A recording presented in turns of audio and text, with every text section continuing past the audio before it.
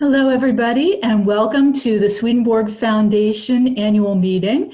This is actually the annual meeting take two, and the reason for that is that we broadcast the original meeting live. We had a meeting over Zoom. Unfortunately, there was a technical glitch with the original recording, so we're re-recording some of the presentations so that people who weren't there can get caught up afterwards. Now, what you're going to see is a little bit of discontinuity in the video where we edit recordings that we were able to preserve and splice them in with recordings that were done later. But hopefully we'll be able to give you a sense of some of the wonderful and exciting things that happened in 2019. So for the sake of people who were not there at the original meeting, I want to talk just briefly about what happened that you're not going to be able to see. Because the meeting is virtual and because our bylaws do not allow for virtual meetings, we had to make some adjustments to the process. One of those adjustments was we still had to have an in-person meeting. So we had a very small group of people who gathered at our office in Westchester, and that's what you'll see later on in the video.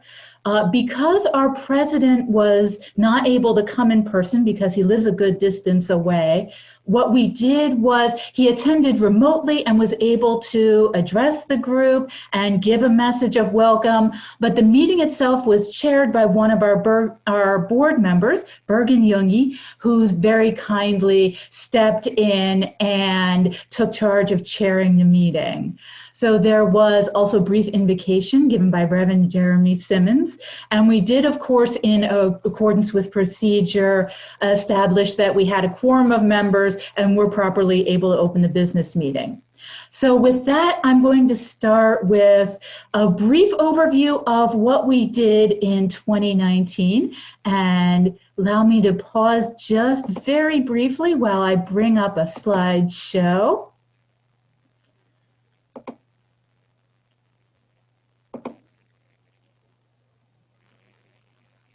So 2019 was a launchpad year for the Swedenborg Foundation. We had a lot of really exciting things that happened, but we also spent a lot of that time preparing for some new growth and some new ventures in 2020. Now, obviously, not all of those ventures went to plan. There were absolutely some unexpected things that happened along the way, but we were really thrilled with a lot of the things that did happen. So I'm going to start with Off the Left Eye. So Off the Left Eye, the content is constantly changing and growing. At the beginning of 2019, they introduced a couple of new formats for the show. A brand new show, in fact, called News from Heaven, which is consists of host Curtis Childs, talking about like a passage from Swedenborg, explaining some of the difficult concepts, talking about how we can apply it to our daily lives. This was a feature that we implemented especially for fans of the show. Of course, we continued producing our most popular webcast, which is Swedenborg and Life, and also its companion show, Swedenborg and Life Live, which is more interactive and allows people who are tuning in live to answer questions and learn more about whatever the topic at hand is. While that was happening in front of the camera, behind the camera, the Off the Left Eye team was working, especially in conjunction with Chris Dunn, who has been training in search engine optimization techniques to help make the content more visible. So search engine optimization, what does that mean? It means that they're taking advantage of the way the content is crafted, uses specific words, specific phrases, and putting titles and descriptions together in ways that will get the attention of search engines so that if people are searching for a topic, they're more likely to find our videos. This paid off with huge dividends with a show called What Happens Immediately After You Die, which debuted in late June of 2019 and very quickly racked up more than 1 million minutes of watch time. Curtis is going to be talking a little bit more about that in the presentation, but that video, the popularity of it not only boosted traffic to the channel from that video, but traffic overall. So then YouTube, seeing that that video was popular, began amplifying more things too. Also behind the scenes, OffTheLeftEye was working on a brand new content lineup, and Curtis is going to be presenting that later also, so I won't steal his thunder. But I will say that there was, you can see on the picture on your screen, there's a brand new logo that was introduced during the year, and also ground was being laid for a new website. So be excited to hear about that. Also this year, the New Century Edition hit a huge milestone when Lisa Hyatt Cooper, who is one of the translators on the team, who finished translation of the entirety of Secrets of Heaven. So Secrets of Heaven is a massive work. It is approximately 62% of all of Swedenborg's theological works. She is one of only a small handful of people ever to translate the entire thing from beginning to end, and also, to the best of our knowledge, the first woman to ever do so. So what you can see in the image here is Dr. Jonathan Rose, whom you'll also hear from shortly, presenting her with a replica that he found of one of the ads that Swedenborg placed in a London newspaper for the very first edition of the first volume of Secrets of Heaven. So that was a really fun historical thing. And you can see Lisa taking a look at the ad in that photo. Also in 2019, the group laid the groundwork for the shorter works of 1763, which was in fact released in 2020 and contains some really amazing in-depth research into Swedenborg's life and a publishing pause that he took for 5 years before publishing these works. A lot of very interesting things happening during that time period. We also laid the groundwork for the ongoing future of translation by instituting, with the help of the Glencairn Foundation, an internship program and also an editorial support program to help train new translators and new editors of Swedenborg's works, so that the work of translating and the work of understanding Swedenborg's life can continue far on into the future. We also had a number of live events. We've been experimenting with ways to bring people together, not only online, but also in person. So we had live events in New York in March, in Los Angeles and in July. You can see that photo in the center. That's the Wayfarers Chapel. And also in Philadelphia, in our home area, we had our first ever musical event in which we had a number of local groups, as well as people from the OffTheLeftEye channel, including Jonathan and Curtis, coming together and playing some music that was inspired by the teachings of Swedenborg and by OffTheLeftEye, including also Reed McCardle, who does some of the actual music for the show. So we had a number of people come out to both events. We were so excited about that. For 2020, we had, you'll see in the corner, been planning to do a weekend-long gathering in Bryn Athyn for OffTheLeftEye, so people could tour the studios and see it filming. And sadly, because of the pandemic, that did not come to pass. However, I can tell you that we are going forward with plans for 2021, and very shortly we'll have an announcement about dates and details so that anybody who would like to come and experience it, God willing, will be able to do so. So we are excited to be able to continue bringing people together virtually, but also in person, we hope, in 2021. Also, part of our mission is to encourage people to engage with Swedenborg's thought on a deep level and not only think about what he wrote, but his influence and the ways that Swedenborg had an impact on the world. So, for example, one of the books we published last year was called The Moment Is Now, and it examines the work of a Swedenborgian, Carl Bernhard Bodström, on the abolitionist movement in Britain. He actually had traveled to Africa and was just so horrified by what he saw there, the way that slaves were captured and sold and treated in general, that he became a leading figure in the abolitionist movement. And the book also talks about how slavery was seen at the time on both sides of the Atlantic, both in Europe and in America, and looks at the Swedenborgian response to it, and how Swedenborg's teachings really influenced Wadström and the people around him. We also do blogs on our website that talk about, just different aspects of Swedenborg's thought and its influence. And in fact, one of our most popular blog posts last year was about Helen Keller. It was written by the late Jane Williams Hogan. And it was just always a very popular topic and such an inspiring story. Now, this is really a report on the activities in 2019, but I cannot resist sharing with you a brand new thing, which is the new design for the Swedenborg Foundation website. The Swedenborg Foundation website just got an overhaul just a couple of days ago, and I would invite you all to go to swedenborg.com and take a look. So all of this, everything exciting that is happening could not happen without the support of our members and donors. And I know we say this often, but it bears repeating so often, because it is actually literally true that this could not happen without you. So if you are one of the people who watch, one of the people who support us, one of the people who has given over the years or this year, even if it's a small amount, it all helps. So thanks so much for that. I want to take a moment to call out a few people who really went above and beyond in terms of their generosity this year.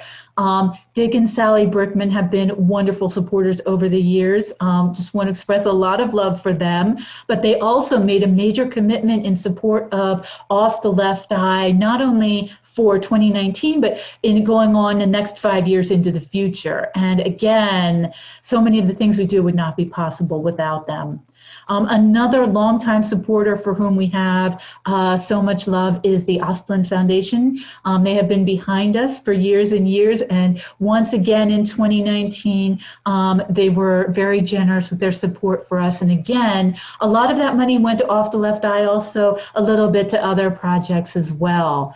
The Glencairn Foundation, also longtime supporters, really helped us with a grant that enabled us to launch that translator and intern training program that I talked about a little bit earlier. And we also got some private major gifts in support of OffTheLeftEye, and also a major gift from the Swedenborgian Church of Greater Cleveland, which again, wonderful generosity, and we appreciate them so much. So thank you to everybody who has given over the years. So that makes an appropriate segue into how all of our programs are funded. And I don't want to spend too long on the financials, but our annual report is going to be available on the website shortly, and you'll be able to read more details for people who like those nitty-gritty of the financials and how it works. So I'm going to give you just a quick overview. What you can see in the chart here is where our sources of funding come from. So drawdown is a percentage of a corpus of invested funds that we have invested with Vanguard. We take 4.5% of that every year and use it to help fund our operations. We also have donations and memberships. So that last year was a third of the money that we spent. We also have major donations that were received in previous years.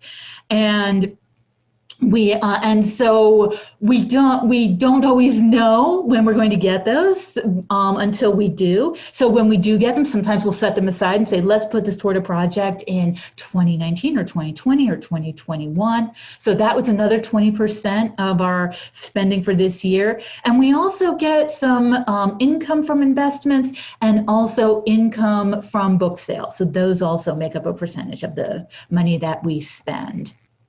Where the money went, our largest program is online programming. This is 99.9% Off the Left Eye and also some other things that we do online. Our next biggest program is the New Century Edition. That's just about 20% of our program, just under that. We also do have a publishing program that encompasses not only the books, but also some online publishing that we talked about before. So enabling people to sit with books and read and explore in depth, or also maybe just to do a quick read and raise some awareness online. We also have a category called general promotion, and this is programs that we undertake to promote Swedenborg's thought in other ways. And it could be a lot of different things. It could be a conference or attending an event or some type of general marketing campaign that's not focused specifically on one program. Now, we do those in all types of ways. We also do put some money, obviously, toward the support side of the operation. So administration is just all of the business of the foundation, making sure that the bills get paid. People don't like it when we don't pay the bills. And also fundraising, so we can continue to get the message out and continue to make sure that we're communicating with all of our donors in a really effective way and keeping them engaged with what's going on at the foundation. So that is my presentation. I want to thank you so much for your attention. And now, with that, I'm going to turn the mic over to Jonathan Rose, who's going to talk more about the New Century Edition. Thank you, Morgan. So my task this evening is to report on the New Century Edition's year 2019. But like Morgan, I too cannot resist including some good news from 2020 so far. As Morgan mentioned, during 2019, Lisa Hyatt Cooper completed her translation of the 15 English volumes of Secrets of Heaven. This was a milestone event for the New Century Edition, both because of Lisa's singular, astounding achievement, and because although there's still final editing and production to be done on a number of volumes, this means that all the translations for the New Century Edition's Phase 1, the theological works that Swedenborg himself saw through the press, are now complete. The New Century Edition series has published 9 deluxe volumes, as well as 14 portable volumes. The latter have among them been reprinted another 12 times. In 2019 alone, 4 portables were reprinted: Divine Love and Wisdom, The Lord, True Christianity Volume 2, and the 5th printing of the portable Heaven and Hell.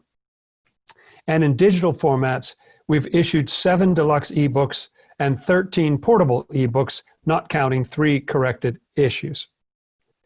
Much work in 2019 and the first half of 2020 was devoted to our latest deluxe volume, The Shorter Works of 1763, which first appeared in print on July 13th, 2020, and became available in August.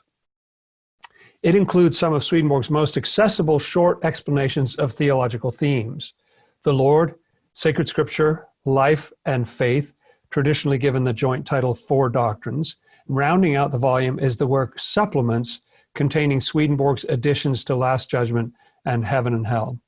This much anticipated deluxe edition offers vibrant translations by George F. Dole, absorbing discussion of Swedenborg's efforts to promote them, and engaging annotation on pertinent aspects of his vast knowledge and on the time and culture in which he wrote, along with the most complete indexes yet available for these works. During the year, significant simultaneous progress was made toward the publication of the remaining titles in the New Century Edition: Marriage Love, Revelation Unveiled, Soul-Body Interaction, Survey, and the Secrets of Heaven series. Part-time editing of the translations of Marriage Love and Revelation Unveiled continued. Research and composition proceeded for the annotations for Secrets of Heaven Volume 4 and Soul-Body Interaction. Our man in Prague, Dr. Michael P. Rousseau, wrote an introduction to the latter work that deals with its philosophical aspects. And now for some sales and download figures from last year. In 2019, the Swedenborg Foundation sold 2,548 printed NCE volumes, 375 more than the 2,173 copies sold in 2018. We also sold 40 audiobooks, down from the 64 sold last year. Our sales of NCE ebooks went up from last year's 2,675 units to 2,906 units this year. Heaven and Hell continued as our #1 seller in ebooks, with Secrets of Heaven Volume 1 as the second place winner again this year. The combined sales of units in all categories increased during this year. In 2018, the total number of NCE titles sold was 4,912. And during 2019, that rose to 5,494, bringing the cumulative total since inception to 67,299. Visitors to our website downloaded 15,158 NCE volumes in 2019, bringing the total free downloads of NCE volumes from project inception to the end of 2019 to a nicely symmetrical number, 268,862. There's been some coming and going in personnel and assignment changes, as one might expect in a long project like this. The extension of the NCE team by an annotation editor, a translation editor, and a full-time copy editor has accelerated progress on the remaining components. The NCE staff also welcomed intern Shanna Conroy, whose focus is Latin translation. Her internship is part of the Swedenborg Foundation's effort to build a team that will, in future years, carry the New Century Edition through the posthumous and other works. And thanks to funding generously provided us by the Glencairn Foundation, we were able to hire Latinist and editor Alexis Vega Singer on a contract basis. Since completing the translation of Secrets of Heaven, Lisa Hyatt Cooper has turned her talents to other tasks on the NCE to-do list, including indexing soul-body interaction and reviewing Swedenborg's unpublished manuscripts for passages that were overlooked in the tables of parallel passages in earlier editions.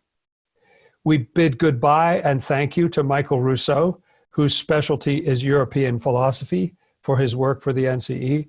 Before his contract with us ran out at the end of June 2020, he not only wrote the interpretive and historical essay on soul-body interaction just mentioned, but also did annotation work on that volume and on Secrets of Heaven, Marriage, Love, and Worship and Love of God.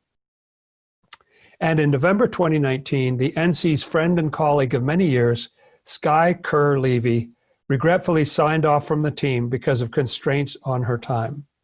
The project has benefited greatly from her enthusiasm, intelligence, and ability to turn her hand to many different tasks. In return, Skye said, quote, "The NCE changed the trajectory of my life and opened my mind and heart in ways I am still trying to live out today," end quote. This sentiment resonates with all of us who are fortunate enough to be working on the New Century Edition. And now I have the pleasure of passing the baton to Director of Off the Left Eye, Curtis Childs.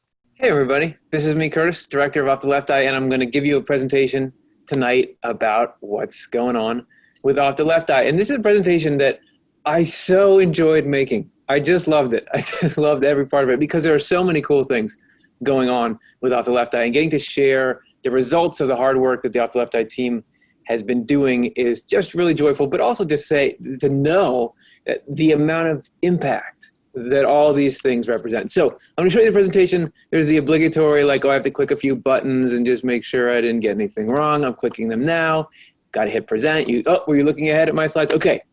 This is called Growth Spurt this year on Off the Left Eye, because this has been a banner year for the program. I don't know if we've ever had a better year than this year. Hey, you know what else was going on this year? A worldwide pandemic. Pandemic, no problem. So top left, you can see there's me. This is shortly after the pandemic hit, and we had to scramble because we have like a daily video production operation, and suddenly we weren't allowed to, I've since been allowed to come back to this studio, but we all had to go home and take our equipment home and figure out how to network this thing.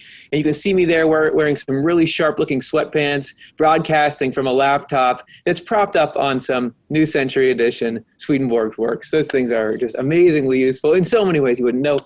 The whole team was able to do that. We didn't miss a single piece of video content with all the upheaval. The schedule kept exactly the same as it would have been. So I commend the whole team for that. The other thing we were trying to navigate, you look in the bottom left there, why SEO is more important than ever during COVID-19. I'm just going to read you the very first line here. While the coronavirus has increased internet usage exponentially, it has also caused search traffic to business websites to plummet in many industries.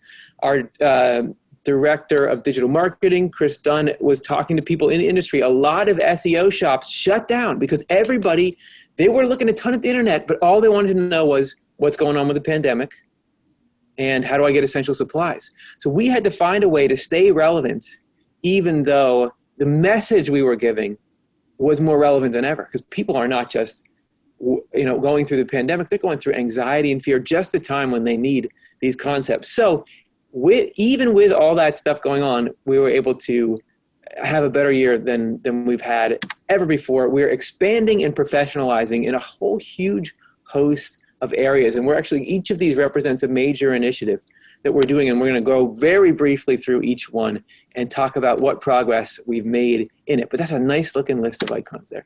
YouTube minutes watched. This is our standard banner metric. And I'll just give it to you. This is the total consumption of video on YouTube. And this is in the past 365 days. We had 45.2 million minutes of watch time. That's the equivalent of 86 years worth of watch time. And that's 6.5 million minutes more than we had the 365 days before that. So that's a lot more eyes on the content, a lot more absorption of the content. This video that Morgan mentioned, we premiered it on June 24th, 2019. What happens immediately after you die? This was a fusion of great writing, great art, and great SEO. And it has over 995,000 views as of this presentation. And I had made this slideshow a few days ago, and it was 990,000 views. And then just before I got in, I looked at it on my phone on the way in, and I had updated it to 995. I think before midnight tonight, it's getting like 10,000 views a day. I think before midnight tonight, this will cross the 1 million view mark. Should we just wait for it? Here, let me refresh my phone. I can't tell if anyone's laughing at that. It's a joke, but it was not a joke. It's the amazing impact that this is having, and how, as Morgan was mentioning, it's not just getting views, it's sucking people into our channel. It is ramping up our subscribership, and what that's going to lead to is something you'll see in the slide right after this. But I want to stop and talk about, that's organic traffic. I want to talk about the growth and efficiency with our paid promotion. So there's Chris Dunn, our director of digital marketing. As I mentioned, through a lot of scientific, rigorous work, he's been able to increase our efficiency in all kinds of ways, organic and paid. And here in the paid ad campaigns, he was able to get this video. This is called You Are the Lungs. It's about the idea of the grand human being. We showed it many years ago at one of these annual meetings. He got it so that we could, without a major increase in spend, get a huge amount more views because of efficiencies in putting it in the right markets. In the last 6 months, it's had 2.7 million views. And because he's getting such a good response to it, and because people are tuning in and watching enough of it, it's getting placed on major networks' YouTube channels during prime time. So not on TV, but let's say these four, NBC, MSNBC, CNN, and Fox, they have official YouTube channels. And the ads that pop up on those YouTube channels during the time when most people are watching, that's a very coveted spot. Because our ad was performing so well, it pops up then to people who are going to these major networks during peak viewing hours on YouTube. So that's been an amazing source as well of traffic into our channel. Because of all this, subscribers are going up. Silver status awaits. I just checked it. We're at 99,807 right now, subscribers. When you hit 100,000 subscribers on YouTube, which will happen, I think Monday, it could happen Sunday, you get a plaque sent to you by YouTube. This is, obviously a mock-up that we did, but they send you a physical plaque, which is not only to say, hey, great job for getting to a place where very few people get to, but also you get into this new tier of YouTube channel, and you get these new analytics and data crunching tools that are going to allow us to be much more precise and really redouble and increase our efforts into getting more and more traffic. So it should be a positive feedback loop. That's exciting. Community. All those people who are watching are chatty. They talk to us and they want to talk more and ask questions, and we don't want to leave anyone hanging. So we have this awesome community team. We had 52,647 comments this year. That's quite a lot. Top left, you'll see Karin Childs, who is our community manager, who's leading this team that also includes Cara Dom, who also works on NCE, Kendall Hyatt, and Melissa Boyer. They go in and make sure, with help from whoever, if they need to tag somebody else in it to answer a comment, they will. But collectively, we go in and make sure that everybody who has a question that could lead them to the next level of engagement gets their query addressed and gets taken to that next place. Just to give you a really small sample of what people are saying. These are just recent comments. We have this huge document of just the best ones. So here's a few. Somebody said, I get too involved in worldly concerns quite often. We all do, I think. And your videos like this get me back on track with spiritual influence in my life. Life change. Your presentations always help me realize what is most important and add weight to my spiritual side and always give me revelations. The next comment, this show is really spiritually helping me. I want to be more kind, more happy, and less angry. Is that repentance and reformation? I love this show. I want to donate. Well, thank you. And we'll get to that in a little bit. I wonder about the afterlife all the time. Thank you. I am extremely grateful to hear about Emmanuel Swedenborg's experiences, thoughts, and feelings in this regard. Curtis and team, I absolutely relate to your daily shows. I mean that I look forward to getting onto YouTube, they're making a pun, daily, and look for you, all of you. I can't seem to get enough of your programs, and we love that people are tuning in like that. Again, these are a few of just thousands and thousands, and we don't want to let them down. This is why we keep doing the content no matter what's going on in the world around us. Hey, did I mention we also had a total rebranding this year? You'll see on the left, you've probably seen it on a few things. Is that the left on your screen or is it mirrored? I don't know. That's our new logo. So we decided, hey, we want to make something that is recognizable and modern and inviting and intriguing and starts to make sense of our name. So you also have a tagline. So we're Off the Left Eye, open your spiritual sight. And what that does is ties in this way. What is that left eye imagery that intrigues people to the idea that, hey, we are not only something about spirituality, but we are something that can lead you somewhere that sounds really good. So that is that is a really important thing in unifying all of our experiences. And we've got that on all of our branding now. We've gotten great feedback from people on that looking like this fun, modern logo that pops and is memorable and is going to take us into the future. Hey, speaking of the art that runs the channel, I often talk about numbers here, but really the experience of Off the Left Eye is this amazing art. Our art and production team, you'll see there's Stuart Farmer, Matthew Childs, Meng Zhang, and Jesse Johnson, and Devin Osblund. And to try to sum up what they do, there's a huge amount of production that I could never, but what I want to give you is a little sample. So this is a clip about where you actually hear Dr. Jonathan Rose reading. We took this right out of Swedenborg's writings and animated this, what the dying process is like. We put it on the front of a show that got, I think, a little over 40,000 views. And then this clip had we ended up with about 50,000 views so far of this program. It's only 2.5 minutes, so that shouldn't be a problem. You're watching on Zoom, so it'll look a little choppy, but just know the real thing is smooth, and you should still be able to get a cool sense of just how much bringing to life these gentlemen are all doing. So here's the thumbnail, and I'll click play and turn off my video. Enjoy.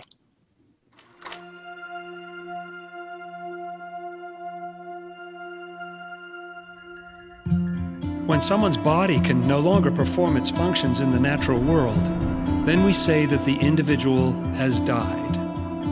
The person, though, has not died at all, because we're not people because of our bodies, but because of our spirits. When we die, we simply move from one world into another. I have not only been told how the awakening happens, I've been shown by first-hand experience.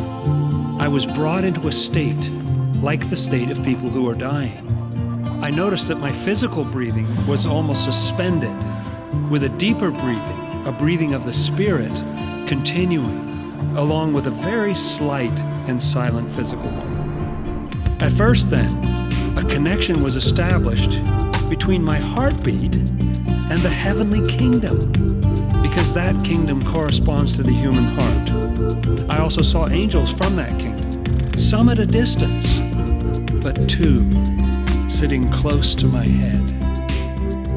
I remained in this state for several hours. Then the spirits who were around me gradually drew away, thinking that I was dead. I sensed a sweet odor, like that of an embalmed body. For when heavenly angels are present, anything having to do with a corpse smells sweet. If evil spirits smell it, they cannot come near. The angels who were sitting beside my head were silent, simply sharing their thoughts with mine. They accomplished this sharing of thoughts by looking into my face. Later, it felt like the deeper levels of my mind were being drawn out, like my spirit was being pulled from my body. When heavenly angels are present with the revived, they do not leave them. But if our soul is such that we can no longer enjoy the company of heavenly angels, we long to get away from them, at which point spiritual angels arrive and give us the gift of light. It seemed as though the angels rolled back a covering from my left eye toward the center of my nose, so that my eye was opened and able to see. As this covering seemed to be rolled back, I could see a kind of clear but dim light, like the light we see through our eyelids when we're first waking up. After that, it felt as though something were being rolled gently off my face, and once this was done, I had access to spiritual thought. This rolling something off the face is an appearance, for it represents the fact that we are moving from natural thinking to spiritual thinking. Angels then tell the individual that he or she is a spirit. That's a life that's inside of those concepts. It's just cool to see it brought out like that. And this is just one sample of so much behind the scenes work that goes on there. So moving right on from that, I told you there's a lot of cool stuff that we're doing. I haven't even mentioned yet that we launched a whole brand new web presence this year, OffTheLeftEye.com, the central hub for everything Off the Left Eye. And you can see just a little bit of what we do with this website here. First of all, this is designed to be an SEO audience generation machine. Everything about the layout and what is and isn't there is all very, very technically precise to make sure that it will pop up in search engine optimizations and that we're able to effectively target ads toward it. On the other side, what we want to do is, as we have more than 800 videos. Do you know that? That gets a little tough to sort through. So what this lets us do is user interface work that you can't do on YouTube. It allows us to categorize things and make sure that people can easily find what they're looking for. You can see down towards the bottom of your screen, we have series about things like communicating with loved ones, marriage after death, a guide to spiritual awakening. We have featured shows. There are also tags people can search. That's just an easier thing to navigate. And we'd be happy to take you on tours of the website at some point if you're so interested. There's a lot there that upgrades the amount of user interactivity. You can even click videos and save them for later. There's so much cool stuff going on there. We just launched this in July, and there's actually sort of a lag period where we're still sorting out the bugs and things and making sure it's set. But even since that July launch, we've had more than, or just about 3.25 more than by now, individual people using the website, 1,000, I should say, and over 12,000 page views. So we're off to a great start, and we haven't even launched our advertising campaigns and other things. But a good indicator early is that it won a gold medal. There's something called the .com Awards, and you can see on the bottom of the screen here, they won a gold medal for the design of OffTheLeftEye.com. So it's nice, and people think it's nice.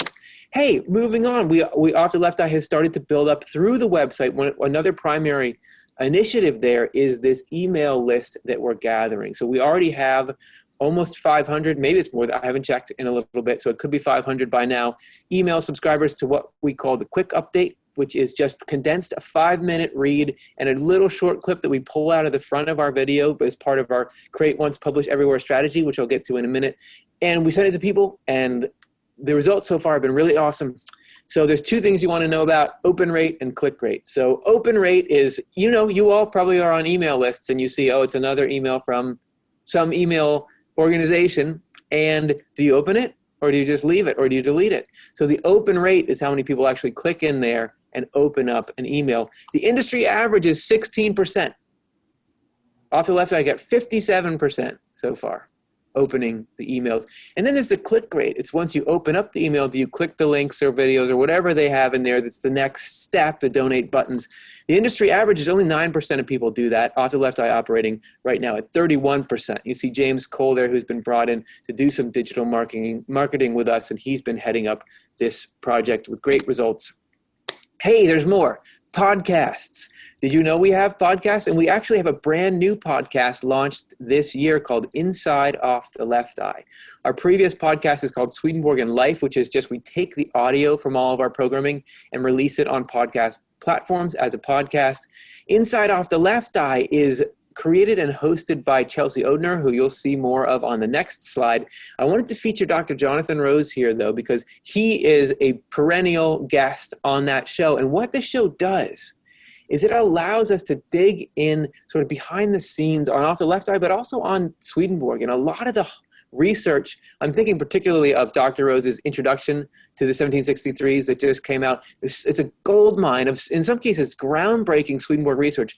This gives us a real venue to dig in and let our audience, the core audience, know all about this stuff. So the New Century Edition, the work that team is putting in Inside Off the Left Eye helps to broadcast that out to all these interested people to lead to those downloads and sales and everything else that we're talking about. Really quick comment that we got on it. Off the Left Eye is the podcast I put on my must listen to on Sundays. It's interesting, insightful, and fun to listen to. I learned so much about Swedenborg and his life. Thank you.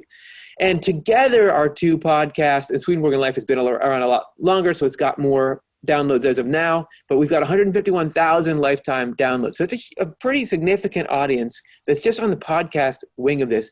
And to give you a sense of the international appeal there, we've had charting, which is where you're in, like, it depends on the country, but you're in like the top few hundred. You're significantly being listened to enough in your category, religion or spirituality or whatever it is that you're charting in that country. We've had all over the world: Ghana, South Africa, Sweden, Australia, Ireland, Norway, Austria.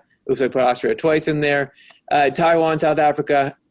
Right now, Inside Off the Left Eye, in August was the number 5 for spirituality podcasts in Ghana, just to show you some of the world reach there. Swedenborg and Life is currently number 23 in Norway for spirituality. So that's out there making its rounds. And again, giving it, because some people, they want to do the audio, they want to be running, they want to be in the car. So we want to make sure wherever you are, you can get the content you need.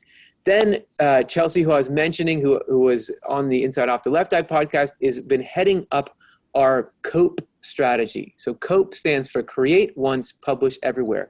There's a ton of content that we're putting out, and we're a limited size team. So the COPE is a means of efficiency. It's where we are, when we think about what are we going to do when we produce this video, how are we going to make it, what segments is it going to have, we're thinking about how that can be used as many times as possible, so that we intentionally, like I mentioned, the quick answer emails, we intentionally make these longer shows with these short little intros that can be broken off and put into other formats, so that as we're making the big show, we're also making the smaller stuff at the same time. Along the bottom, I just want to show you a few of the spreadsheets that Chelsea's been developing. So the final content framework you see every day of the week, and I don't have time to go into each of these. Every day of the week has different platforms we're on and different intents and key KPIs, which is the key performance indicators, but they all weave together to create this holistic experience that builds one off the other and makes it so we can stretch our content out into these different areas and get as much bang for our buck as we can. The top left, this big chart here, is just some of the complexity in keeping something like this going, let alone in a pandemic. But just producing this much video with a team of this size takes a lot of really, really focused attention, and Chelsea has been instrumental in creating the structure that we need to be able to do that. So beyond YouTube and the website, there are thriving communities on other social media platforms, and Alexa Cole is heading those up. She also is the IT lead on the website. People wear a number of hats because, as I said, small team, huge mission. Facebook, we have 430,000 page likes and 123,000 post engagements in the last 365 days. So there's quite a lot of activity going on in the Facebook world. We started up followings on Instagram and Twitter, 1,350 followers now on Instagram, 630 followers on Twitter, and those are growing, and we're making sure that we're reaching people wherever they are. Beyond English, this is not a area of focus for us, but some cool things came up this year with us moving beyond the English speaking world. The top left there, you'll see there's a YouTube channel called Caminos, hosted by a gentleman in Chile who he reached out and asked if we could do an interview. And so how it works is he interviewed me, he asked me questions in English, and I gave an English response. And he doesn't even speak great English, but what he does then is takes it to a translator and gets a translation on it and puts Spanish subtitles across it. So because his audience is primarily Spanish speaking. So this is a way to get our message out to that audience. You see bottom left, there's one of our videos with Chinese subtitles. We were approached by a group who wanted to help get our videos to people that speak Chinese, and they gave a volunteer translation of a number of our popular videos, and they're working right now on a web presence that will allow our videos to get to people who can't access them right now on YouTube and can't read the English. So that's a fun, exciting subtitles thing. And then here, this is the Conference for Consciousness and Human Evolution. They had to adjust as well. This is a conference that I've appeared at a couple of times. They were online this year, like everyone. You can actually see me in the middle there, looking mystical. And that conference was attended by people from 44 countries. I did a big, long presentation, an hour and 15 minutes plus half an hour Q&A on Swedenborg's assertions on the roles of spiritual trials or temptations in our spiritual growth, and got really cool, enthusiastic response from that. And finally, our annual gifts. This is the engine that drives Off the Left Eye is your contributions. The majority of Off the Left Eye's budget comes from contributions. If you all weren't pitching in, we wouldn't be able to do everything that we're doing, literally. So I want to look at and show you the momentum that we're turning this audience into continued support. So you can see the chart on the left. The light blue is number of donors, and the dark blue is number of gifts. And you can see we've improved in both. In 2019, we had just around 250 donors, and the gifts were up a little higher at 599. But in 2020, we've had 344 online donors and 922 gifts, which is a great increase, but that's only up to the end of last month, only the first 2/3 of the year. So we are on track to be well exceeding what the donation landscape looked like the previous year, and that is due to the hard work of Tim Bilger, who you see in the bottom right, and his team, excellent development team. So that's thanks to everyone who's helped make it possible. Thank you. As I said, this is a great joy for me to share this slideshow, because it's just so fun to move from positive thing to positive thing, and looking forward to having much better news to report next year. Well, thank you very much, Morgan and Jonathan and Curtis.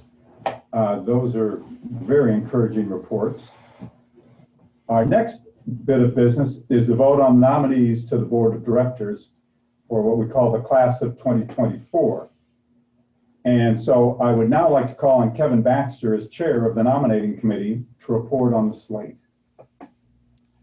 Good evening, everyone. The invitation had the names and bios of everybody who's being nominated. So just for time's sake, I will say the nominating committee would like to nominate Ruth Klosser, who brings with her a host of business experience, Dr. Wendy Klosterman, who brings with her academic background as well as work on the New Century edition, Kay Lermite, who has been on the board for the past 3 years and has done an incredible job with development. And then finally, the Reverend Dr. Jonathan Rose, who I think everyone knows has been on the foundation for some time and is very active in the New Century edition as well as Off the Left Eye. Thank you very much, Kevin. I would now like to call for a vote on this slate from the people that are present in the live meeting here. So those in favor of this slate, please signify by saying aye. Aye. Opposed? Well, wonderful. We have new members.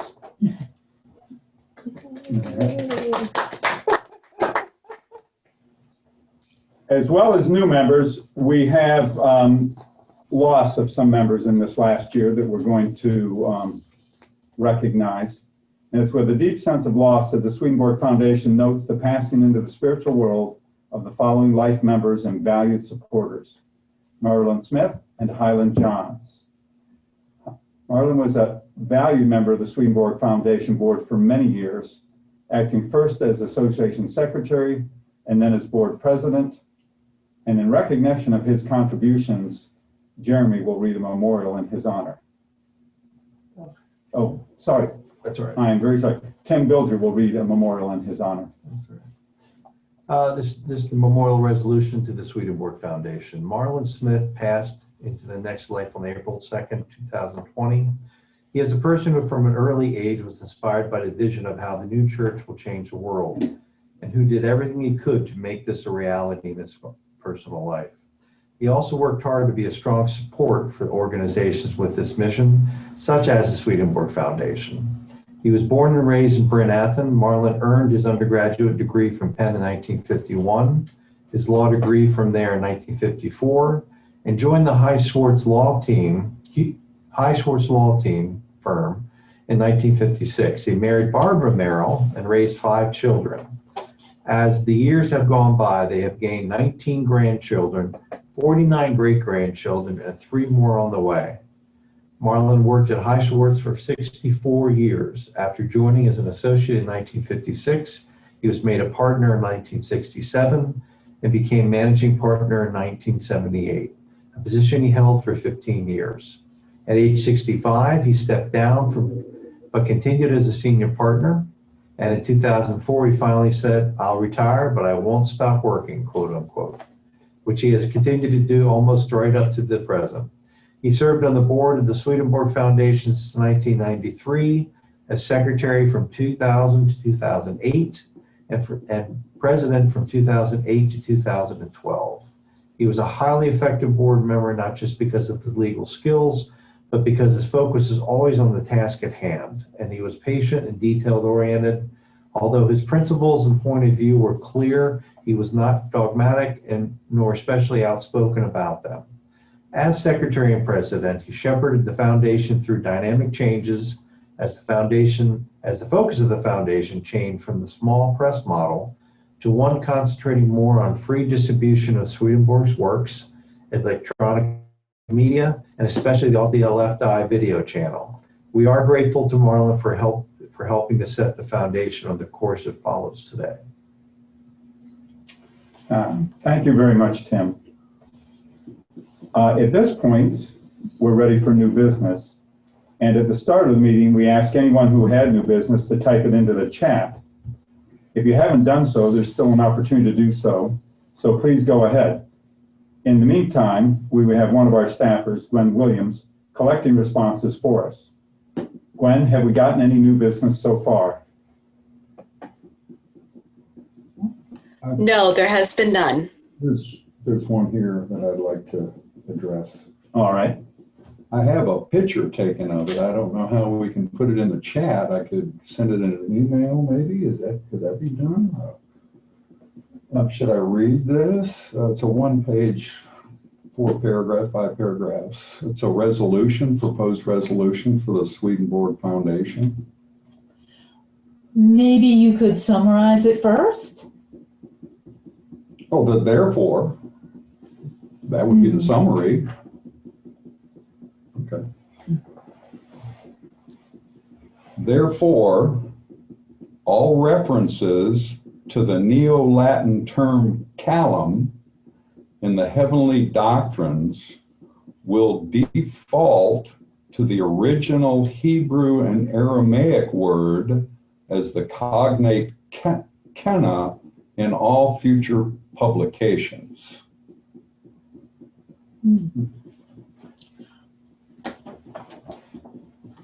I think that business really needs to go to our translators as opposed to the open membership. Just as an example, I personally have virtually no knowledge of those terms or the language. If I could read the whole resolution, it may be more clear to you.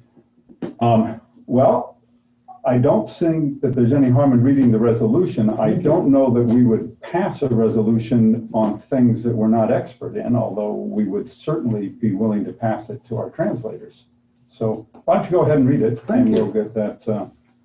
This is my proposed. I've been blessed of the divine, as gifted as a corporate soul. My term is Mr. Right Reverend Gregory Carl Davis, and I'm reading this resolution for the Swedenborg Foundation's annual meeting 170.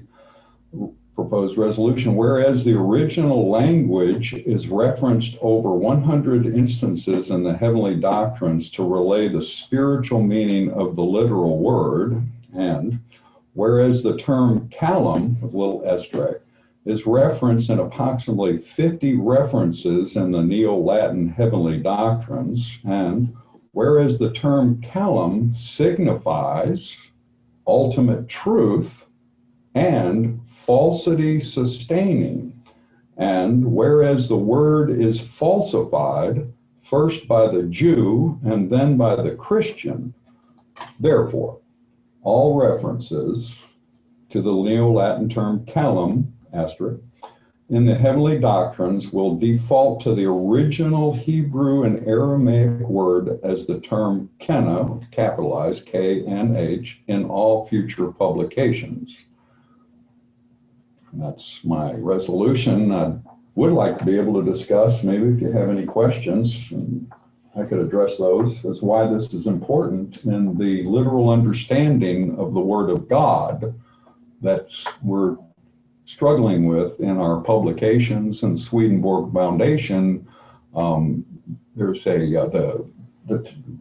what we're seeing is that the Latin of the Neo-Latin is being translated, and we're not looking to the original, which is what Swedenborg himself in the writings refers to when he's wanting to bring forward the spiritual meaning. If we aren't looking at the original, we're not being able to see the spiritual meaning. So that's why I'm presenting this as important in the seeing him in the clouds. It helps bring the understanding forward. Well, thank you very much. I think that is something that we will refer to our translators for a bit more study. And I know there are words like marriage love that we always translated as conjugal because it carried a concept. And so I'd be interested to hear what they have to say about it. So thank you very much. Great, thank you. I now want to know if there are any questions specifically for our presenters. And if there are questions, Gwen will read them to us. So let's check back with Gwen there. Is she, Morgan, you put her up for a second to see if... Hi, there haven't been any questions that haven't been answered at the moment. Yeah. Well, I think then that we're at the pretty much at the conclusion of our meeting, and I would just like to have short remarks here at the end. One is that learning how to do business during this pandemic has challenged us all, but also especially like to thank Morgan and her team for all the new learning and work that they had to do to set this meeting up. So on behalf of the Swedenborg Foundation, thank you for your attention and support. Thank you to everybody for attending. We really appreciate you all coming out. I'm going to end the webinar now, but feel free to contact us after the fact with any questions that you might have. And we really appreciate your bearing with us, both with the original delay of the meeting and also with the virtual format here. So thank you all very much, and I hope you enjoy the rest of your evening.